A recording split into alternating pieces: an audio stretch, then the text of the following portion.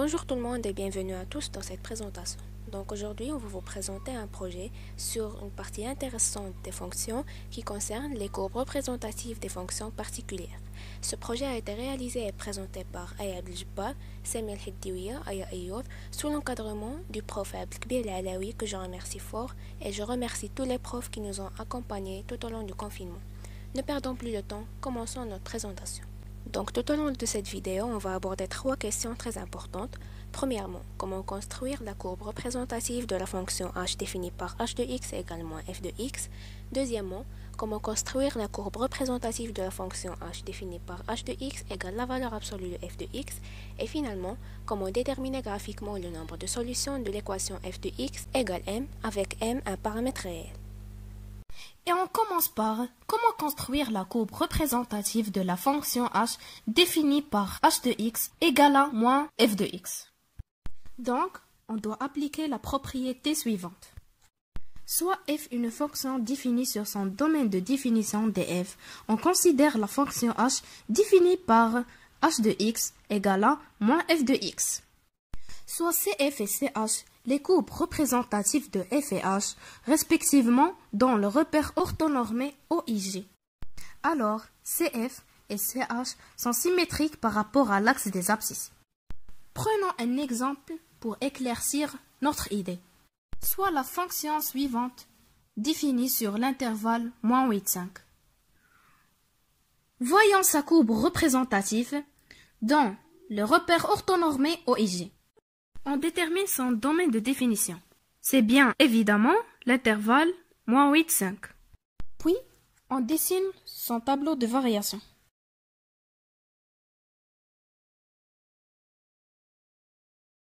On prend les points moins 8, moins 4, moins 1, 2, 3 et 5 d'image 4, 1, 4,5, 0, moins 1 et 3. Donc la courbe sera décroissante dans l'intervalle moins 8, moins 4, union moins 1, 3, et croissante dans l'intervalle moins 4, moins 1, union 3, 5. On passe à l'étude de la fonction h. On a dh égale à df égale à l'intervalle fermé moins 8, 5. Et on sait que h de x égale à moins f de x. Par exemple, si on prend h de moins 8 égale à moins f de 8 égale à moins 4. Et ainsi de suite. Et maintenant qu'on a déterminé les points, on va tracer notre courbe. Donc, on distingue que les deux courbes représentatives sont symétriques par rapport à l'axe des abscisses et s'appliquent à la propriété déjà citée. Passons à la question suivante. Comment construire la courbe représentative de la fonction h définie par h de x est égal à la valeur absolue de f de x? Donc, on va s'intéresser à la propriété suivante. Soit f, une fonction définie sur son domaine de définition df. On considère la fonction h définie par h de x est égal à la valeur absolue de f de x. Donc, on distingue deux cas. Si f de x est négatif, alors h de x est égal à moins f de x. Donc, les deux courbes représentatives CF et CH sont symétriques par rapport à l'axe des abscisses. Et si f de x est positif, alors h de x est égal à f de x. Alors, les deux courbes représentatives CH et CF sont confondues. Maintenant, on va prendre un exemple pour mieux comprendre. Soit la fonction suivante définie sur le domaine de définition moins 9, 7. Donc, voilà sa courbe représentative. Maintenant, on va commencer par étudier son domaine de définition. Alors, son domaine de définition est moins 9, 7. On passe au tableau de variation.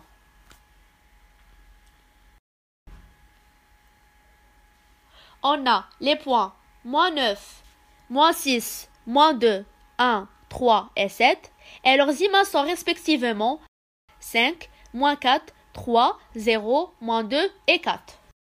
Donc, le tableau de variation sera de la manière suivante. La courbe sera décroissante dans l'intervalle moins 9, moins 6, union, moins 2, 3, et croissante dans l'intervalle moins 6, moins 2, union, 3, 7.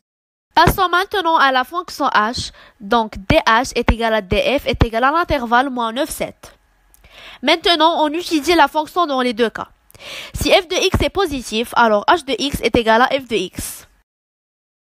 Donc l'image de moins 9 sera 5 et l'image de moins 2 sera 3.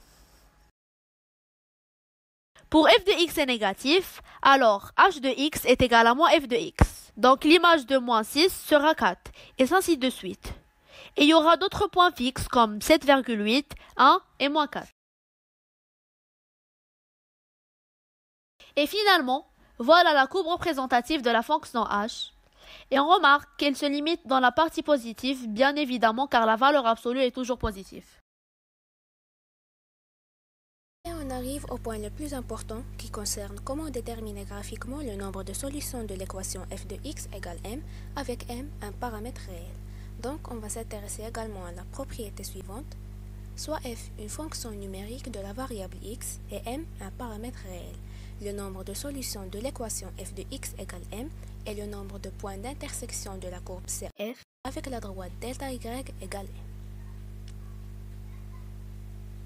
On va prendre également un exemple, donc soit la fonction suivante définie sur son domaine de définition. Et voilà sa courbe représentative. Donc on va se baser sur cette courbe pour déterminer le nombre de solutions de l'équation f de x égale m.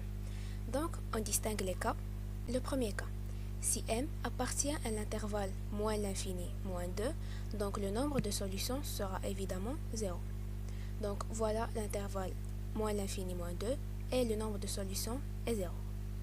Le deuxième cas, si m égale moins 2, le nombre de solutions est 1. Donc voilà, le nombre de solutions est 1. Si m appartient à l'intervalle ouvert moins 2, 0, le nombre de solutions est 2. Donc voilà l'intervalle moins 2, 0 et le nombre de solutions est 2. Le quatrième cas, si m appartient à l'intervalle semi-ouvert 0, 4, le nombre de solutions est 3. Donc on délimite l'intervalle semi-ouvert 0, 4 et bien évidemment les solutions sont 3. Si m appartient à l'intervalle semi-ouvert 4, 5, le nombre de solutions sera 4. Donc voilà l'intervalle semi-ouvert 4, 5 et on remarque que les solutions sont 1, 2, 3 et 4. Et si m égale 5, le nombre de solutions est 2. Donc voilà, le nombre de solutions est 2. Et bien évidemment, dans l'intervalle ouvert 5 moins l'infini, le nombre de solutions sera 0. Et c'est comme ça qu'on aura déterminé le nombre de solutions à l'aide de la courbe représentative de la fonction en effectuant la disjonction des cas. Merci de votre attention jusqu'au bout et je veux dire merci à mes copines qui ont travaillé sur ce projet avec moi. Et je veux remercier mon prof de maths, Abdelkbir Alaoui, de nous avoir montré les clés de succès et en capacité et toujours tenter de se dépasser. Merci.